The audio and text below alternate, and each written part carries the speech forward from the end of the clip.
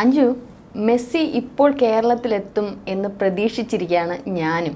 എന്നെത്തുമെന്നുള്ള ഒരു ആകാംക്ഷ തന്നെ ഞാനും ഇരിക്കുന്നത്. അഞ്ജു അങ്ങനെ തന്നെയല്ലേ? യാതൊരു പ്രതീക്ഷയില്ല. അതായത് മെസ്സിയെ കൊണ്ടുവരുന്നത് ആരാണെന്നുള്ള അറിയാലോ.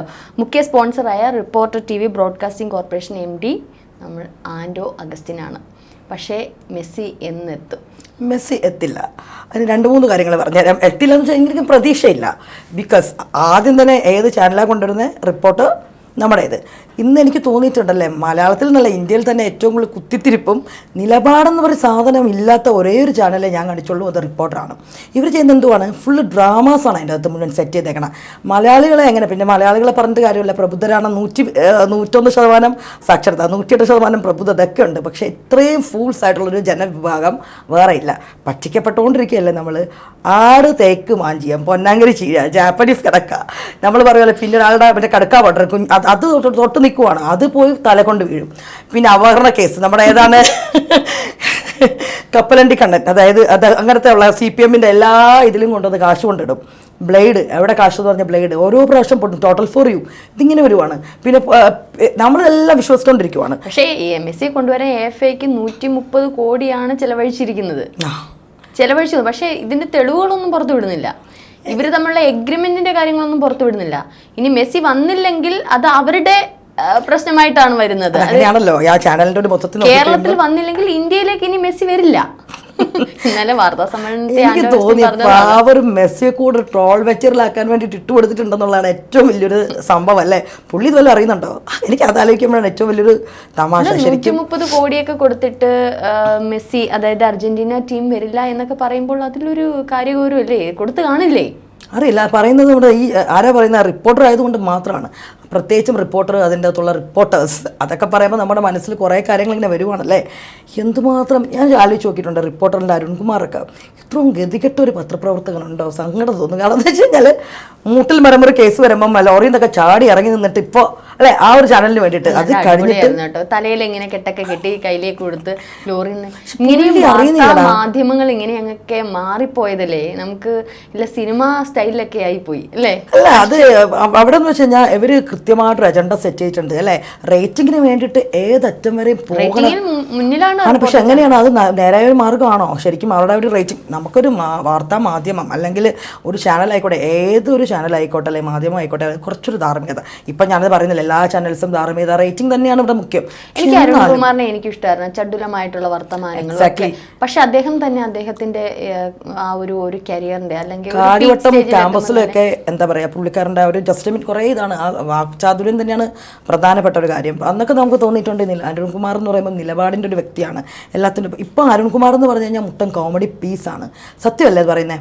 അതുപോലെ ഇപ്പം നമ്മുടെ റിപ്പോർട്ടർ എടുത്തു കഴിയുകയാണെങ്കിൽ റിപ്പോർട്ടറിന് എന്ത് ആധികാരികതയാണ് അവരുടെ പറയുന്നത്. എന്ത് ഇഷ്യൂസ് ഉണ്ടെങ്കിലും അതിൽ ഏറ്റവും മോശമായിട്ടുള്ള തലക്കെട്ട് വന്ന് സമൂഹത്തിൻ്റെ അകത്ത് ഏറ്റവും കൂടുതൽ കുത്തിത്തിരിപ്പ് ഉണ്ടാക്കുക എന്ന് പറഞ്ഞിട്ട് മെയിൻ കളിക്കണം ഒരേ ഒരു ചാനൽ. എനിക്ക് ഭയങ്കരമായിട്ട് അതിശയം തോന്നിയ ഒരു കാര്യമുണ്ട്.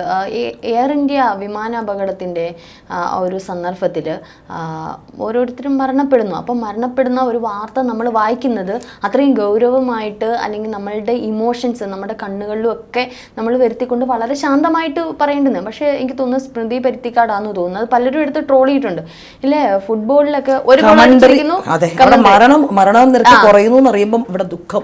എനിക്ക് അത് കമന്ററി എങ്ങനെയാണ്? മറ്റേ ക്രിക്കറ്റിനകത്ത് ഇതാ ഒരു വിക്കറ്റ് അടിച്ചിരിക്കുന്നു, ഇപ്പോൾ 240 റൺസ്. ഇതേപോലെ തന്നെയാണ് ഇപ്പോൾ 260 പേര്. വളരെ അതാണ് സത്യം പറഞ്ഞാൽ. അവരൊക്കെ റിപ്പോർട്ടർ ആണെന്ന് നമുക്ക് പണ്ട് ഒരു റിപ്പോർട്ടേഴ്സ് എന്ന് പറയുമ്പോൾ അല്ലെങ്കിൽ ഒരു മീഡിയാസ് എന്നൊക്കെ പറയുമ്പോൾ നമ്മുടെ മനസ്സിൻ്റെ അകത്ത് ഇതുണ്ടായിരുന്നു അല്ലേ. ജനങ്ങൾക്ക് മുന്നിൽ ന്യൂസ് എന്ന് പറഞ്ഞാൽ തന്നെ NEWS ആ ഓരോ ഇതിലും നമുക്കറിയാം, ഓരോ സ്റ്റാൻഡ്സ് ഫോർ വാട്ട് എന്നറിയാം. പക്ഷെ ഇന്നത് ഏത് രീതിയിലേക്ക് മൂലച്യുതിയാണല്ലേ. ഭയങ്കര സങ്കടം തോന്നും. അതിങ്ങനത്തെ നമ്മൾ പറഞ്ഞില്ലേ, നമ്മൾ ഈ ഒരു ചാനൽ അല്ലെങ്കിൽ ഈ ഒരു രീതിയിലുള്ള റിപ്പോർട്ടേഴ്സ് ഒരു കോമാളികളാവണം. ഈ റിപ്പോർട്ടർ ചാനലിൻ്റെ ഇതെന്ന് വെച്ച് കഴിഞ്ഞാൽ 4 രാഷ്ട്രീയ കക്ഷി, 3 പേരെ മെയിൻ മുഖ്യധാരയിലുള്ള റെപ്രസെൻ്റ് എന്നുള്ള രീതിയിൽ കോൺഗ്രസ്, കമ്മ്യൂണിസ്റ്റ് ആൻഡ് BJP എന്നുള്ള രീതിയിൽ 3 ആളെ റെപ്രസെൻ്റ് ചെയ്ത് ഇങ്ങനെ വെച്ചിട്ടുണ്ട് കൃത്യമായിട്ടല്ലേ. ഇവർ തമ്മിൽ അങ്ങോട്ട് അടിയാണ്. അപ്പോൾ നമ്മളെന്താ വിചാരിക്കും? എനിക്ക് ആ ട്രോളൊക്കെ കാണുമ്പോൾ ചിരി വരും. അതായത് ഒരു സൈഡിൽ നിന്ന് സുജയ് പാർവതി അത് പറഞ്ഞു ഹായ് എന്ന് പറഞ്ഞിട്ട് ഇവർ മൊത്തത്തിൽ ഒരു സെറ്റ് ചെയ്തിട്ട് ഫുൾ മലയാളീസിനെ ഫൂൾസ് ആക്കുവാണ്. ഇനി അത് കുറേ പേരൊക്കെ മനസ്സിലാക്കിയിട്ടുണ്ടാവാം. പക്ഷെ ഇവർക്ക് ഇപ്പോഴും ഇത് തന്നെയാണ്. എനിക്ക് തോന്നിയിട്ടുണ്ട് കേരളത്തിൽ നിന്നുള്ള മീഡിയാസിലെ ഏറ്റവും കൂടുതൽ കുത്തിത്തിരിപ്പ്. ശരിക്കും ഒരു മീഡിയ എന്ന് പറയാൻ പറ്റില്ല. ഇടയ്ക്ക് അരുൺകുമാർ അരുൺകുമാറിൻ്റെ ഒരു പ്രസ്താവന ഞാൻ കണ്ടു. നമ്മൾ രാഷ്ട്രീയക്കാരൊക്കെ തമ്മിൽ ചില വാക്കുകളൊക്കെ അങ്ങോട്ടും ഇങ്ങോട്ടും ഒക്കെ പരാമർശിക്കും. അത് ഇപ്പോൾ കുറച്ച് ഓവറായിട്ടുണ്ട്. പണ്ടൊക്കെ ഒരു പ്രതിപക്ഷ ബഹുമാനം എന്ന് പറയുന്നത് രാഷ്ട്രീയ നേതാക്കന്മാർ കാണിച്ചിരുന്നു. ഇപ്പം EMSന്റെ കാലത്താണെങ്കിലും ഈ പറഞ്ഞതുപോലെ ഉമ്മൻചാണ്ടിയുടെ കാലത്താണെങ്കിലും ഒരു പ്രതിപക്ഷ ബഹുമാനം ഉണ്ടായിരുന്നു. പക്ഷെ ഇപ്പം അങ്ങനെയല്ല, ഓരോ പേരുകളാണ് ഇട്ട് വിളിക്കുന്നത്. നമ്മളറിയാം, നമുക്ക് പറയാമോ എന്നുള്ളത് അറിയാം. കുമ്മനടി എന്നായിരുന്നു അത് വെച്ച് വരെ അരുൺകുമാർ പരാമർശിച്ചിട്ട് അനൂപ് അടി എന്ന് അറിയാമോ, മനസ്സിലായി? കന്യാസ്ത്രീകളുടെ വിഷയവുമായി ബന്ധപ്പെട്ട് അനൂപ് ആന്റണി, എനിക്ക് തോന്നുന്നു അങ്ങനെയാണെന്ന് തോന്നുന്നു, അതിൽ കന്യാസ്ത്രീകളെ ചേർത്ത് പിടിച്ച് കൊണ്ടുവരുന്ന ഇതിൽ ഫോട്ടോ വന്നപ്പോൾ അരുൺകുമാർ പറഞ്ഞാണ് എന്താണ് അവിടെ നിലപാട്. വാർത്താ മാധ്യമങ്ങൾക്ക് ഒരു രാഷ്ട്രീയ പാർട്ടിയിലും ഒരു ചായ്വുണ്ടാവരുത്, നിഷ്പക്ഷമായിട്ട് നിർഭയം നിരന്തരം എന്ന് ഏഷ്യാനെറ്റ് പറയുന്നത്. എന്തെങ്കിലും നിലപാടുണ്ടോ അദ്ദേഹം? ഇപ്പൊ അനൂപടി എന്ന് പറഞ്ഞ ഒരു പരാമർശം, സത്യം പറഞ്ഞാൽ പുള്ളിക്ക് എന്താ ഉള്ളത്? പുള്ളിക്ക് അടുത്തൊരാളെ വിമർശിക്കാൻ അല്ലെങ്കിൽ ചോദ്യം ചെയ്യാൻ ആസ് എ റിപ്പോർട്ടർ പുള്ളിക്ക് എന്തെങ്കിലും ധാർമ്മികത ഉണ്ടോ? പുള്ളി ഒരു ചാനലിൽ നിന്നിട്ട് ഒരു ചാനലിനെ കുറിച്ച് ഏറ്റവും ഇതായിട്ടുള്ള പ്രസന്റ് ചെയ്തിട്ട് നേരെ അതേ ചാനലിലേക്ക് മറിച്ച് ചാടി, അതായത് മെറ്റീരിയലിസ്റ്റിക് ഭൗതിക ലാഭത്തിന് വേണ്ടി നേരെ സ്വന്തം ആദർശം വരെ പണയപ്പെടുത്തിയിട്ടുള്ള എനിക്കയാളെ ജേർണലിസ്റ്റ്, എന്താ പറയുക, ജേർണലിസ്റ്റ് എന്നല്ല വിളിക്കാൻ തോന്നുന്നത്, ജേർണലിസ്റ്റ്. അദ്ദേഹത്തിന്റെ ഈ വിടുവ അല്ലെങ്കിൽ അദ്ദേഹത്തിന് കൈവിട്ടു പോകുന്ന വാക്കുകൾ പോക്സോ കേസ് വരെ അല്ലെ കഴിഞ്ഞ കലോത്സവത്തിൽ അദ്ദേഹം പരാമർശിച്ച. എന്തായാലും നമ്മളുടെ കാര്യം ഇപ്പോൾ മെസ്സിയാണ്, മെസ്സി വരുമോ എന്നുള്ളതാണ്. പക്ഷെ തെളിവുകളൊന്നും പുറത്തു വിടാൻ തയ്യാറല്ല. അപ്പോൾ ഇതിൽ നിന്നൊക്കെ നമുക്ക് മനസ്സിലാക്കേണ്ടുന്ന ചില കാര്യങ്ങൾ, ഇത് വെറും പൊള്ളയായ കള്ളം തന്നെയല്ലേ. ഈ മെസ്സി എന്നുള്ള ഫസ്റ്റ് ആദ്യം തുടങ്ങിയിട്ടുള്ള എനിക്ക് തോന്നുന്നു ജലീൽ അവിടെ നിന്നല്ലേ തുടങ്ങുന്നത്, കൊണ്ടുവരും എന്നുള്ള രീതിയിലുള്ള രാഷ്ട്രീയം ഇതായപ്പം അതൊരു റിപ്പോർട്ടർ ടിവിയുടെ ഒരു വലിയ ഒരു എനിക്കൊന്ന് ആഡ് വർക്കാന്ന് എനിക്ക് തോന്നുന്നു. വലിയൊരു നമ്മൾ മെസ്സി വരും എന്ന് പറയുമ്പോൾ നമുക്ക് ഇപ്പോഴും വീണ്ടും അവർ വാർത്തയിൽ നിൽക്കുമല്ലേ, ഞങ്ങളാണ് കൊണ്ടുവരുന്നത്, മെസ്സിയെ പോലെ ഒരാളെ കൊണ്ടുവരുന്നു എന്ന് പറയുമ്പോൾ ഞാൻ പറയുന്ന മലയാളിയുടെ ജീവിതം ഇനിയും ഇങ്ങനത്തെ എന്താ പറയുക ഈ വിഡിത്തങ്ങളിൽ വീരൻ നമ്മൾ പഠിക്കുന്നില്ലല്ലോ. കാരണം എനിക്കിപ്പോഴും ഓർമ്മയുണ്ട് നമ്മുടെ മൃദംഗ വിഷൻ 2 കസേരയും ഇത് വിട്ടിട്ട് 300 രൂപയുടെ സാരി 1500 രൂപയ്ക്ക് വാങ്ങിച്ച് ഭരതനാട്യങ്ങൾ എൻ്റെ തല എൻ്റെ ഫുൾ ഫിഗർ എന്ന് പറഞ്ഞ് മെയിൻ ആൾ നിൽക്കുമ്പോൾ ഇവർ ബാക്കിൽ നിന്നിട്ട് ഡാൻസ് കളിച്ച് പോയതാണ്. ഗിന്നസിൽ വേൾഡ് വരും എന്ന് പറഞ്ഞാൽ കൂളായിട്ട് പറ്റിച്ചിട്ട് പോയി അല്ലേ. അവർ വിചാരിച്ച് കഴിഞ്ഞിട്ട് ഇത്രയും മലയാളികളെ പറ്റിച്ചു. ഇപ്പോഴും പറ്റിക്കപ്പെട്ടുകൊണ്ടേ ഇരിക്കുന്ന ഒരേ ഒരു സമൂഹമേ ഉള്ളൂ. പക്ഷെ നമ്മൾക്ക് തമിഴരോട് പുച്ഛം, മഹാരാഷ്ട്രീയനോട് പുച്ഛം, നോർത്ത് ഇന്ത്യനോട് അൾട്ടിമേറ്റ് പുച്ഛം, ബംഗാളികളോട് അങ്ങേ അറ്റത്തെ പുച്ഛമാണ്. എന്നിട്ട് നമ്മൾ സ്വയം അങ്ങനെ അവരോധിച്ചിരിക്കും. നമ്മളവന് ഭയങ്കര പെർഫെക്റ്റാണ്, പ്രബുദ്ധരാണ്. ഇത്രയും വലിയ ബിഗ് ഫൂൾസ് അല്ല. കാരണം ഓരോ പറ്റിക്കപ്പെടലും നമ്മൾ തല കൊണ്ടൊന്നും കൂടെ വെച്ചു കൊടുക്കും, പറ്റിച്ചു എന്ന് പറഞ്ഞിരിക്കും.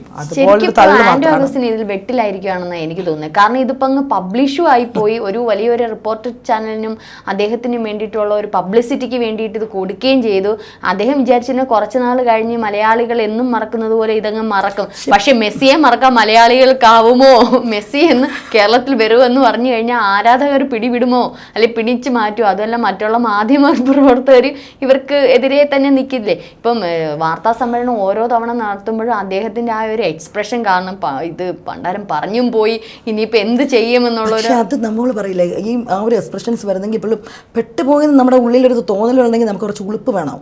ഈ ഉളുപ്പില്ലാത്തവർക്കൊക്കെ നമ്മൾ വീണ്ടും പറഞ്ഞു പണം വാങ്ങിയിട്ടും ടീം വന്നില്ല എന്നുണ്ടെങ്കിൽ നിയമപരമായിട്ട് നേരിടുമെന്നുള്ള നിയമ നടപടി എന്തായാലും അതൊക്കെ നോക്കണമല്ലോ. കാരണം ഇതിന്റെ തെളിവുകൾ അദ്ദേഹം ഈ കൊടുത്ത തെളിവുകളുണ്ട്. ഞാൻ 130 കോടി രൂപ, അത് 1-2 കോടിയല്ല, 130 കോടി രൂപ അർജന്റീന ടീമിന് ഞാൻ കൊടുത്തിരിക്കുന്നു, ഞങ്ങളുടെ എഗ്രിമെന്റ് ഇതാണ്. ഇതെല്ലാം അദ്ദേഹത്തിന് പബ്ലിക്കായിട്ട് കാണിക്കാമല്ലോ. ഇതൊന്നും കാണിക്കാതെ അദ്ദേഹം വന്നിരുന്ന റിപ്പോർട്ടർ ചാനലിലെ വൈകിട്ടത്തെ മറ്റേ വാചകടി പോലെ വന്നിരുന്നങ്ങ് അത് എന്തൊരു ആക്രോശത്തിലാണ്, വലിയ വായിലാണ് സംസാരിക്കുന്നത്. അതല്ല, അതൊരു മറ്റൊരു എന്താ പറയുക ആൾക്കാരുടെ ശ്രദ്ധ, അറ്റൻഷൻ സീക്കിംഗ് ആണല്ലോ പുള്ളിക്കാരന്.